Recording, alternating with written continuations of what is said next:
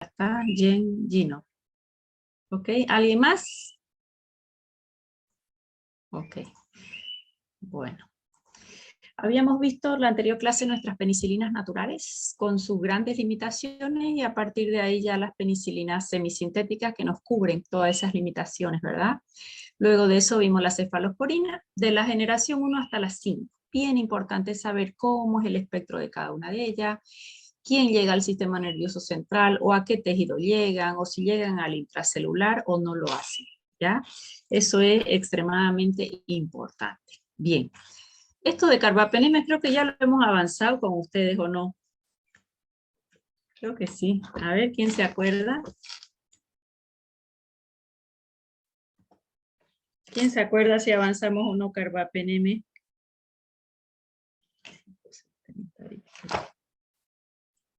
¿Nadie se acuerda? Por aquí tenía anotado, pero porque ya no entran ni a clase la mayoría. Bueno, ¿qué tenemos con carbapenem? Carbapenem de pronto es un grupo de antibacterianos que es de última generación. Este grupo de antibacterianos de última generación, ¿para qué me va a ser extremadamente importante? Pues son fármacos más caros, son fármacos más tóxicos y bastante más nuevos. Al ser más nuevos, se espera que tenga menor probabilidad de resistencia, ¿ok? Y ellos, ¿para qué bacterias lo vamos a usar? ¿Cómo va a ser su espectro antibacteriano? Pues siempre le digo yo, es el fármaco coronita de oro, aunque hoy hay mucha resistencia por su mala utilización, para determinadas bacterias. Por ejemplo, su espectro es muy amplio, ellos inhiben síntesis de pared celular, entonces son bactericidas. ¿Y su espectro para quién va a ser? Pues tenemos para nuestros gérmenes dolores de cabeza intrahospitalarios. ¿De quién estamos hablando? Un Staphylococcus aureus. Staphylococcus aureus generalmente cuando es ya meticilino resistente, que la meticilina es una penicilina resistente a beta-lactamasa, tengo pocas alternativas, a veces tengo vancomicina, a veces hay linezolid, no siempre. Sin embargo, el carbapenem pudiera o no ser sensible, o sea que podemos decir que su sensibilidad es variable, no siempre va a ser sensible. ¿Cuál es el otro germen de dolor de cabeza intrahospitalario? Acinetobacter, también sensibilidad variable. ¿Cuál es el tercer germen dolor de cabeza intrahospitalario? Pseudomonas aeruginosa. Si ustedes recuerdan un poquito la Pseudomonas aeruginosa, teníamos primero los aminoglucósidos. Los aminoglucósidos son económicos, son antiguos, hoy con mucha resistencia, amicacina, gentamicina. Primera elección en una pseudomona. Luego, ¿qué le puedo dar a ese paciente? Una quinolona florada, que las vamos a avanzar hoy día. Luego, ¿qué le puedo dar? Ceftazidima, cefalosporina de tercera. A veces la cefalosporina de cuarta es sensible o no. Y después el carbapenem. Fíjense ustedes que el carbapenem puede o no ser sensible. Muchas veces su anillo del carbapenem tiene un anillo betalactámico, está mucho más protegido que la cefalosporina. Pero si la bacteria es productora de BLE o de carbapenemasa, pues rompe el anillo y tenemos ya resistencia antibacteriana, ¿ok? Entonces, con esta introducción, ¿qué quiero yo decirle? Que si hablo de un carbapenem, estoy hablando de usar un antibacteriano de última generación, lamentablemente mal utilizado en muchas clínicas privadas y eso hace que haya resistencia. ¿Por qué digo clínicas privadas? Porque en nuestros hospitales públicos o de la seguridad social generalmente hay algún programa de infectología y solo lo dispensan bajo cultivo, cuando solo es sensible a un carbapenem, esas bacterias. Eso hace que sea un fármaco restringido bajo cultivo, excepto que el pacientito esté muy grave y que sea su única chance, por ejemplo, una pancreatitis muy grave o un prematurito o neonato con una sepsis grave, donde yo no voy a empezar capaz por un antibiótico más antiguo, sino si es su única chance de ese paciente, probablemente empezamos con uno de última generación. Esa última generación son los carbapenem. Sin embargo, lamentablemente en nuestro país podemos ir a comprarlo en este momento a la farmacia sin receta médica inclusive.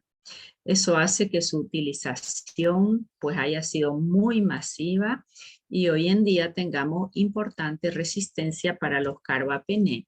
Bien. ¿Qué fármacos forman los carbapenemes? Los carbapenemes forman el imipenem. Imipenem es el más antiguo. Imipenem viene de 500 miligramos, frasco ampolla extemporáneo. Imipenem es altamente nefrotóxico. Es altamente nefrotóxico y él precisa asociarse con otra sustancia que se llama cilastatina. No sé si está escrita por acá, creo que no. Cilastatina. ¿Qué es la cilastatina? La cilastatina es un inhibidor de una enzima. ¿De qué enzima? De la dihidropeptidasa renal. Esa dihidropeptidasa renal, ¿qué es lo que hace? Lo que hace esa dihidropeptidasa renal es biotransformar al imipenem. ¿Para qué? Lo biotransforma, no en el hígado, estoy hablando del riñón. Ya es uno de los fármacos que es biotransformado en el riñón. Lo biotransforma y nos da metabolitos nefrotóxicos. Eso hacen las dihidropeptidasas renales. ¿Qué podemos hacer? Si damos un imipenem sin la cilastatina, va a ser tan nefrotóxico que nos va a destruir el riñón. Entonces, ¿qué es lo que puede pasar? El imipenem, ¿a quién se le va a sumar? A cilastatina. Se juntan los dos, imipenem más cilastatina. Si se juntan los dos, estamos evitando que el imipenem sea biotransformado por la dihidropeptidasa renal y disminuye su nefrotoxicidad. Al 100% no la disminuye al 100%, pero la disminuye considerablemente como que para que la podamos utilizar, ¿ok? Cilastatina carece de actividad antibacteriana, aunque hay algunos estudios que dicen que pudiera ser antibacteriano para algunas especies, más cuando a ella se la usa sola, no tiene actividad farmacológica casi. ¿Ok? Entonces ese es el imipenem. Imipenem, ¿con quién viene siempre combinado? Con cilastatina. Y en meropenem, ¿qué diferencia tengo? Meropenem es bastante más nuevo. Meropenem no precisa de cilastatina y es menos nefrotóxico. También viene de 500 miligramos frasco ampolla. ¿Qué diferencia? Otra diferencia entre los dos. Imipenem atraviesa barrera hematoencefálica, pero no de forma espectacular, pero sí lo hace de forma irregular. Meropenem atraviesa barrera hematoencefálica de forma espectacular. Será la primera elección en meningitis, mejor que imipenem. Imipenem presenta mayor riesgo de convulsiones cuando es utilizado. Meropenem disminuye o minimiza los riesgos de convulsiones. Mecanismo de acción, el mismo de los dos. Inhibe síntesis de pared celular, por lo tanto es bactericida. Espectro antibacteriano es el mismo de los dos. Amplio espectro.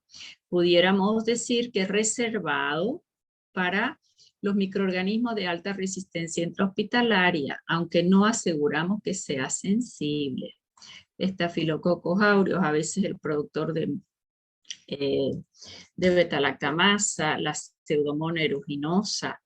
A veces si la ceftazidima es resistente, él pudiera ser resistente o algunas bacterias presentarán sensibilidad, eso es muy variable. Bacteroide, aquí empiezo a hablar de anaerobios. Empieza a tener sensibilidad a este grupo de fármacos. Entonces su espectro es muy amplio, gram positivos, gram negativos y algunos anaerobios, no todos. Clostridium difficile no me sirve. No me sirve un imipenem. Acá dice moderadamente sensible, tendría que dar dosis muy alta. Clostridium difficile es agente etiológico de la colitis seomembranosa. Nos quedamos con vancomicina en vía oral o nos quedamos con metronidazol en vía oral.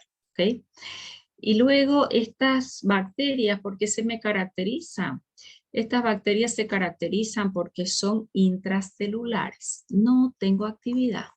Naturalmente resistente. O sea que los carbapenemes, podemos decir que son amplio espectro, gran positivo, gran negativo, algunos anaerobios, más no para intracelulares.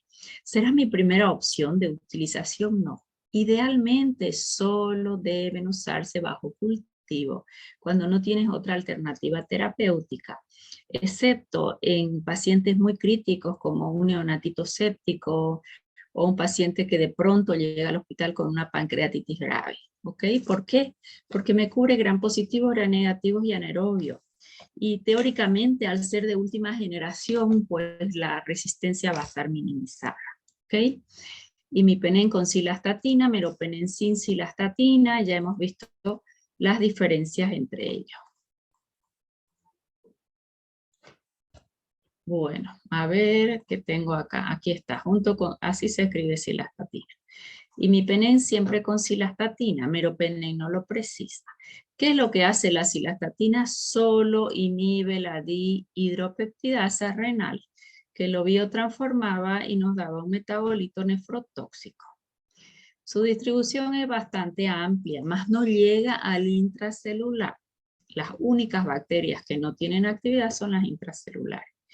Líquido cefalorraquídeo llega muy poco irregular. ¿Quién llega mejor? Lo hace el meropenem. Es inductor de beta-lactamasa, esto es importante. Lamentablemente, si yo uso un carbapenem solo, la probabilidad de que se cree resistencia por las beta-lactamasas, que en este caso son las carbapenemasa, así se llama porque son carbapenem, pero son del mismo grupo, es alta la probabilidad. Entonces normalmente hay que asociarlo. Quien le disminuye esta probabilidad de resistencia a los carbapenemes son los aminoglucósidos. Cuando se da junto se potencia. Mayor espectro, carbapenemes inhibe síntesis de la pared celular. No hay pared celular y el aminoglucósido ingresa hasta el ribosoma a inhibir la síntesis de proteína y cumplir su efecto farmacológico. Ellos tienen potenciación doble.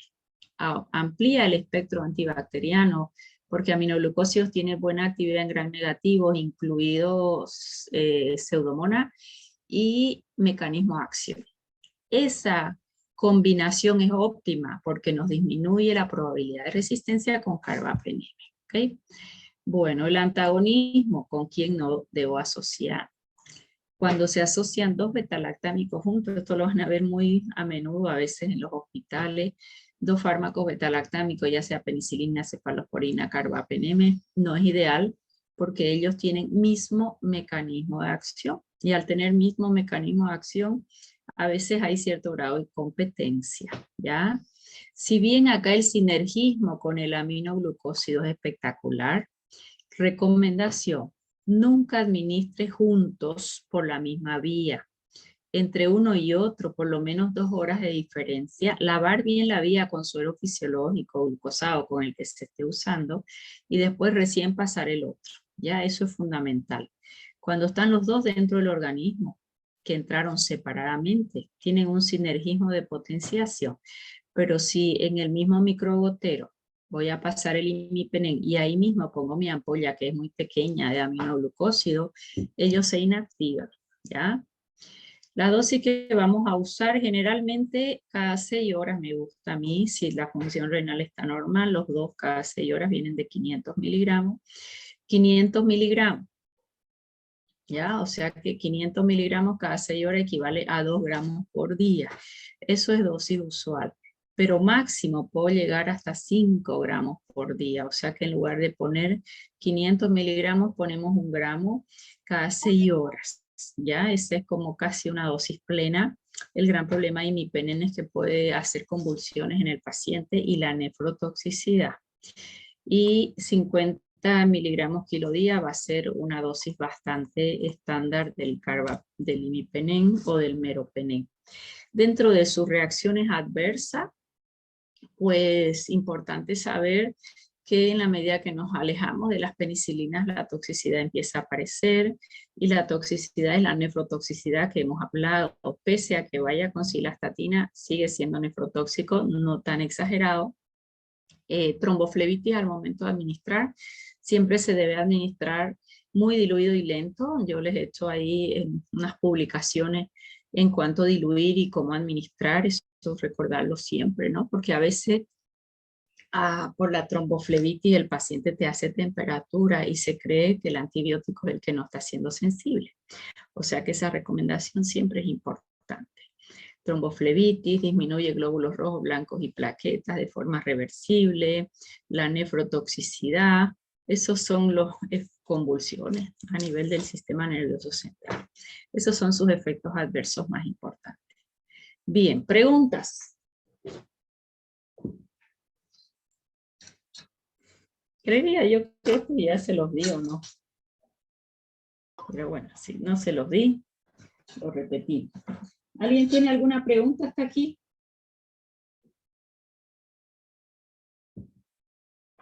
¿Nadie? Ya. Bueno, el Astreonan es un fármaco solito, no lo pillamos fácil.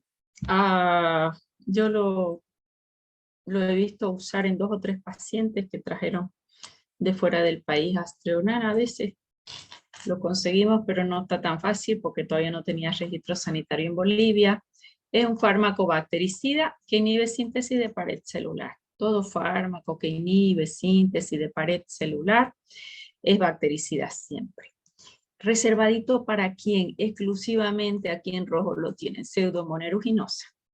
Si yo tuviese que hacer una escala de qué voy a usar frente a una pseudomona, pseudomona es muy característica en pacientes quemados, en pacientes internados, infecciones intrahospitalarias, sonda, paciente diabético, infecciones intrahospitalarias, puede ser respiratoria por un paciente intubado, por ejemplo, una estancia prolongada en un hospital. Esa es la pseudomonas. Lamentablemente, tenemos pocas chances, una bacteria muy agresiva.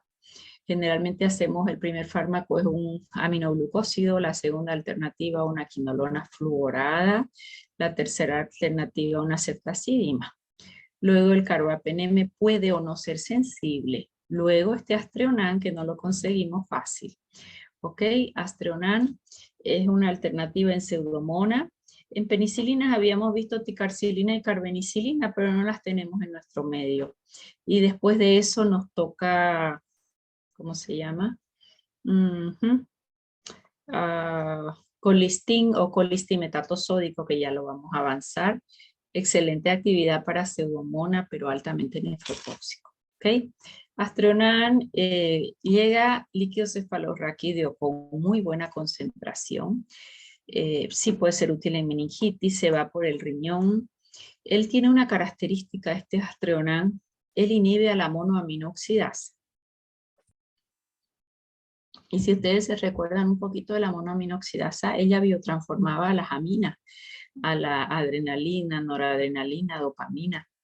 Y ella era uno de los inhibidores, los IMAO, así se llaman, inhibidores de monoaminoxidasa, son fármacos antidepresivos, que fueron los primeros que se usaron. Hoy ya casi se usan muy poco, se usan para otro tipo de patologías, como para control del dolor neuropático, por ejemplo. Y este fármaco potencia a ese grupo, a los IMAO, porque él se ha visto que además de inhibir síntesis de pared celular, inhibe a la monoaminoxidasa. Entonces, hay que tener en cuenta que si la inhibo, aumenta niveles de noradrenalina, puede aumentar presión arterial al paciente y puede potenciar a los IMAO. Ese es un efecto adverso importante de Astreonan.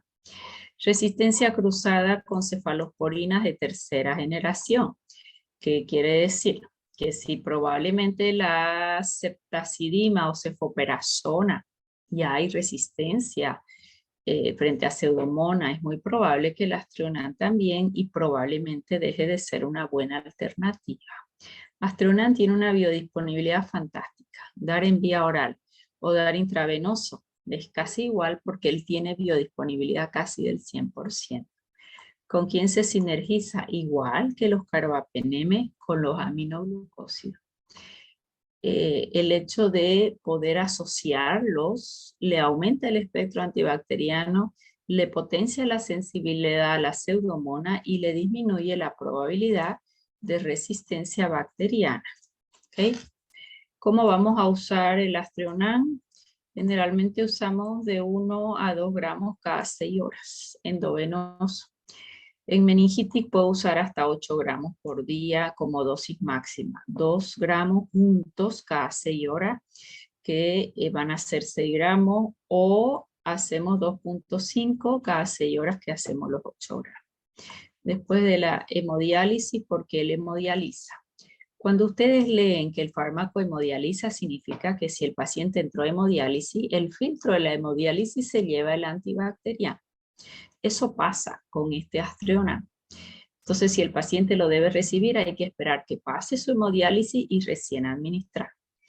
Por ejemplo, un paciente que va a hemodiálisis, ¿qué riesgo tiene? El riesgo es infecciones de piel, que esa bacteria ingrese, ¿no? por la vía.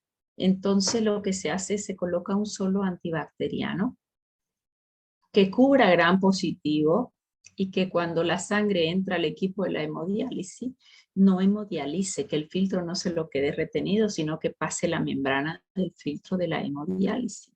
¿De quién estoy hablando? Estoy hablando de la vancomicina. Por ejemplo, vancomicina, que cubre gram positivos, ya la vamos a estudiar, es un glucopéptido. Ella es un buen fármaco en un paciente que hace la hemodiálisis. ¿Por qué? Porque no hemodializa, ¿de acuerdo? En cambio, este Aztreonam, por ejemplo, si hemodializa, significa que puedes colocar en este momento el fármaco, entró a su hemodiálisis el paciente y no le va a quedar nada en sangre, porque el filtro se lo lleva todo. Ok, preguntas hasta ahí. Hemos visto carbapenemes y linezolid.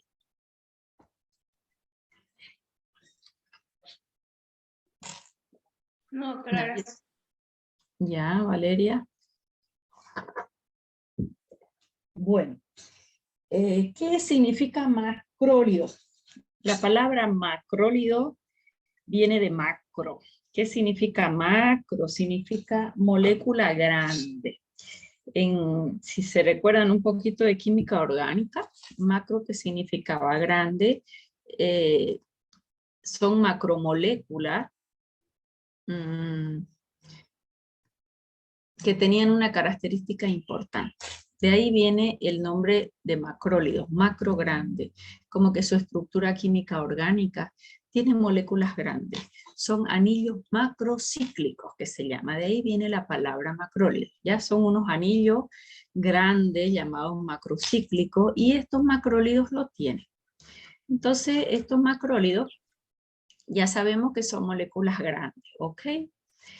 Anillos macrocíclicos. ¿Qué características van a tener estos macrólidos? Se van a acordar siempre.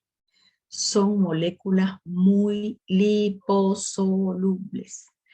Tan liposolubles que si yo tengo mi célula, porque la idea es que los antibacterianos no entren a mi célula, solo hagan daño a la bacteria. Si yo tengo mi célula y él es muy liposoluble, va a entrar dentro de las células del huésped. ¿Ok?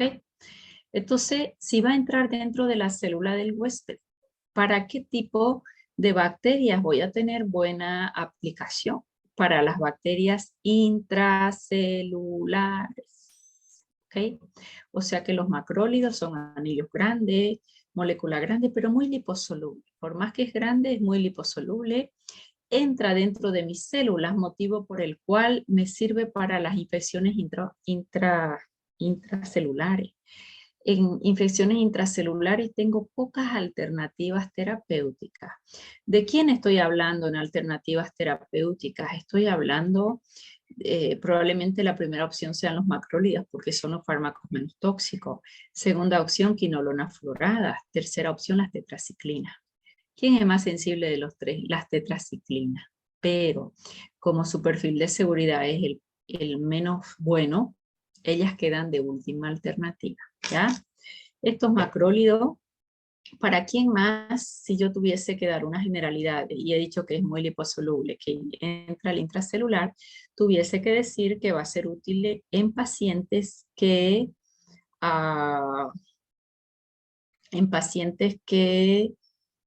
son alérgicos a las penicilinas. Paciente alérgico a penicilina, ¿quién es su chance? Un macrólido. Lo tenemos en vía oral Acitromicina la podemos conseguir por vía endovenosa, pero es menos usual. ¿Quiénes son los importantes acá en los macrólidos? Pues los importantes son cómo vamos a estudiarlos, su clasificación de acuerdo a su estructura química. Los de 14 átomos de carbono, los de 15. Sí, esto ya se los enseñé, ustedes me han engañado hoy día.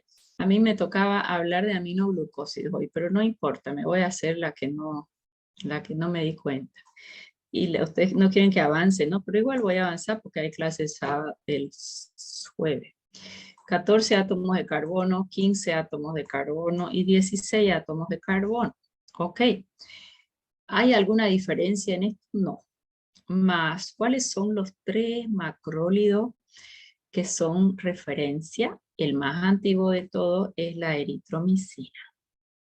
Eritromicina, semivida corta. Eritromicina se administra cada 6, máximo cada 8 horas. La tenemos de 500 miligramos para los adultos y para los niños de 125 y de 250 miligramos en 5 ml. Siempre cada 6 horas o cada 8 horas. Y su espectro, ¿a quién se parece? Si hemos dicho que es una alternativa al alérgico a la peninatural, pues su espectro es igual a la de las penicilinas naturales. Vale decir que va a tener muy buena actividad, cocos gram positivos, bacilos gram negativos. Igual que peninatural, entonces los coquitos gram negativos también tienen actividad. ¿Okay? En la medida que ya yo me separo de la eritromicina y uso una claritromicina, ¿okay? La claritromicina ya se caracteriza porque su semivida es más larga.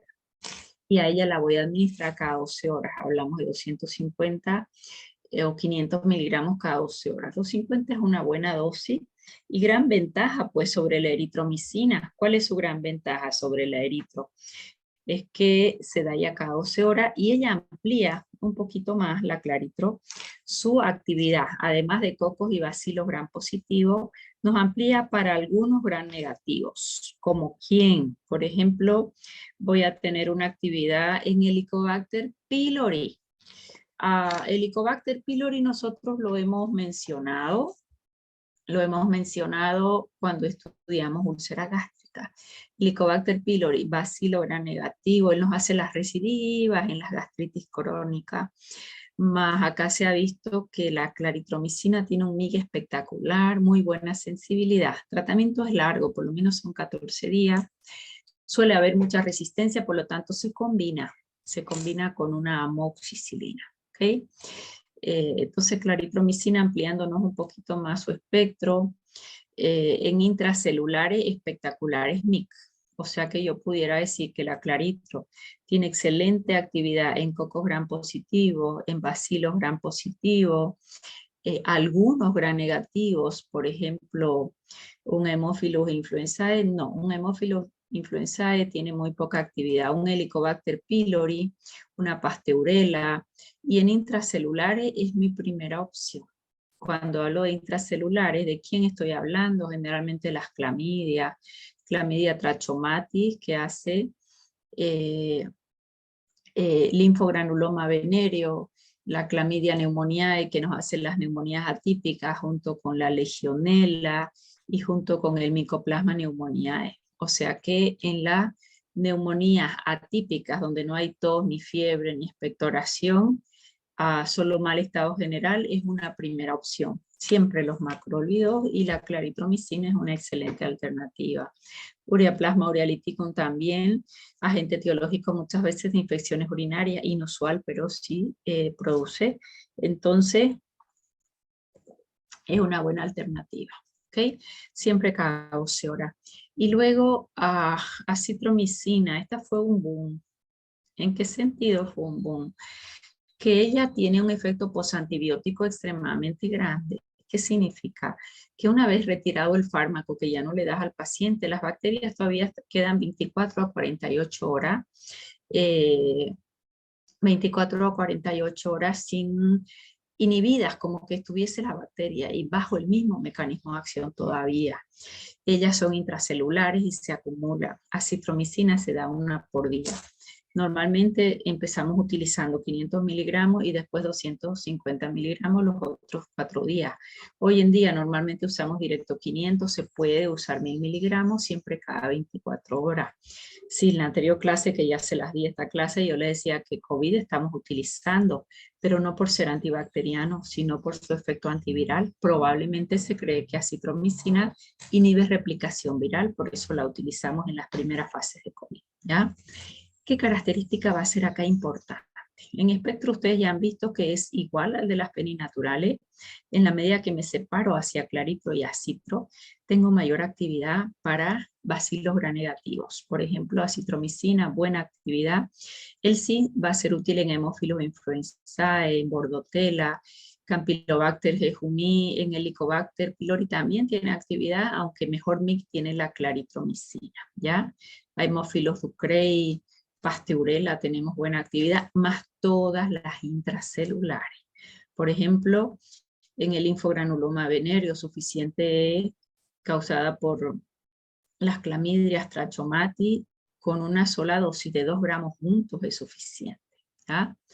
Bien, entonces hemos visto su clasificación, mecanismo de acción, no les he dicho, inhibe síntesis de proteína en el segmento 50S. Si inhibo un solo segmento en síntesis de proteína, normalmente ellos son bacteriostáticos. Pero como cuando la bacteria es muy sensible, por ejemplo las intracelulares, actúan como bactericidas, ¿ya? Actúan como bactericidas por la alta sensibilidad de las bacterias.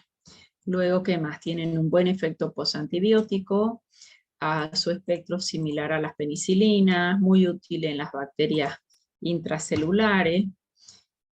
¿Qué nos falta acá? Me falta algo de efectos adversos. Ok, inhibe 50S, él es bacteriostático o bactericida si la bacteria es muy sensible.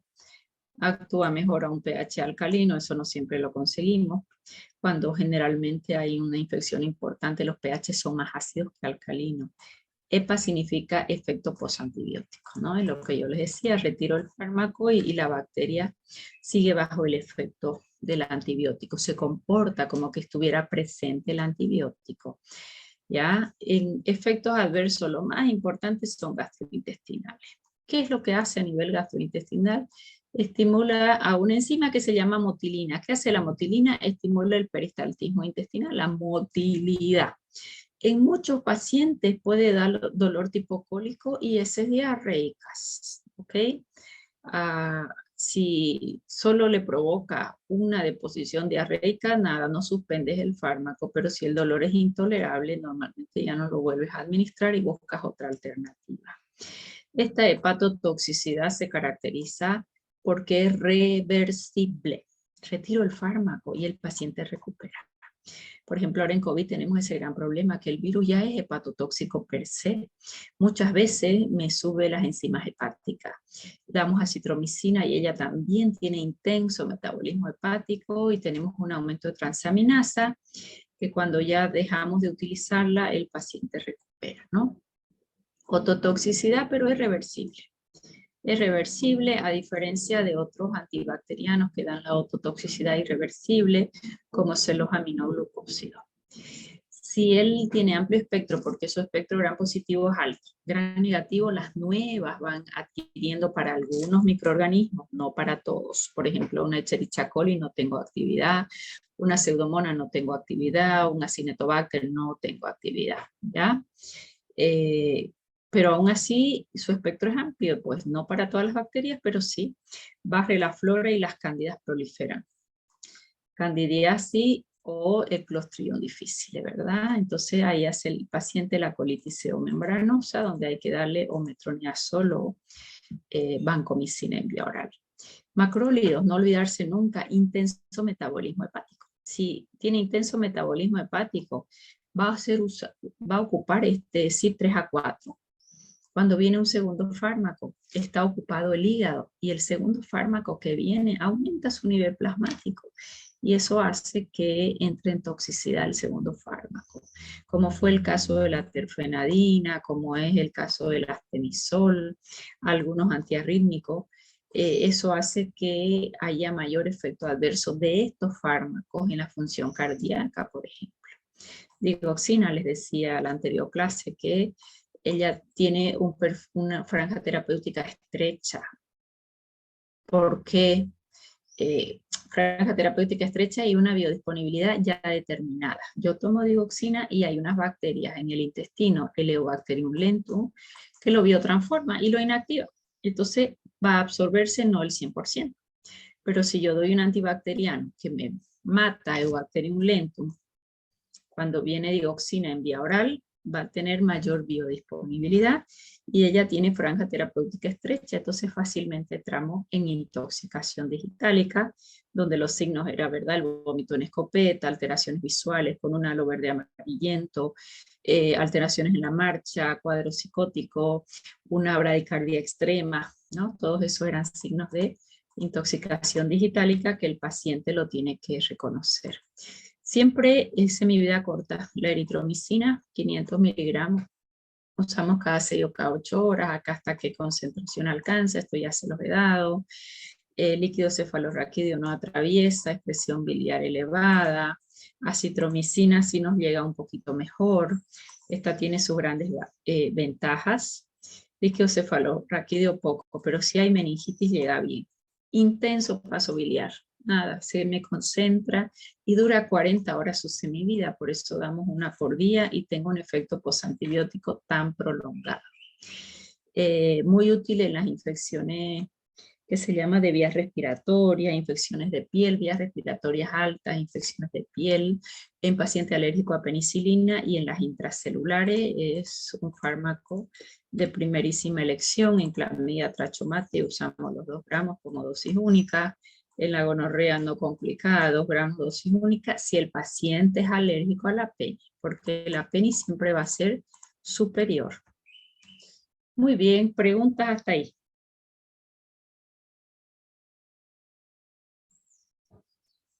Doctora, disculpe, también había visto de que se usa en la sífilis, doctora, también en la etapa primaria. Sí, puedes usar en sífilis, pero ¿en qué paciente? En el que es alérgico a la peni natural. La peni natural sigue siendo de primerísima elección. Incluso es tan efectiva que la muerte del treponema pallidum es tan intensa que le hace fiebre al paciente. Y eso es porque hay una muerte inminente de treponema pallidum. Primera opción, penicilina. Ceftriaxona en única dosis con 500 miligramos, incluso 250 sulfito. El problema es que si es alérgico al anillo beta-lactámico, ahí el macrólido sí es una buena alternativa. ¿Está bien? ¿Alguna otra pregunta? Queda menos de un minuto. Vamos a volver en... Buenas tardes. Sí. La citromicina para el uso para el COVID, ¿tiene estudios que la avalan? Todo esto que estamos usando en COVID no tienes ensayos clínicos. Lo único que tienes es la experiencia de los médicos que van utilizando. Pero un ensayo clínico que yo te diga, busque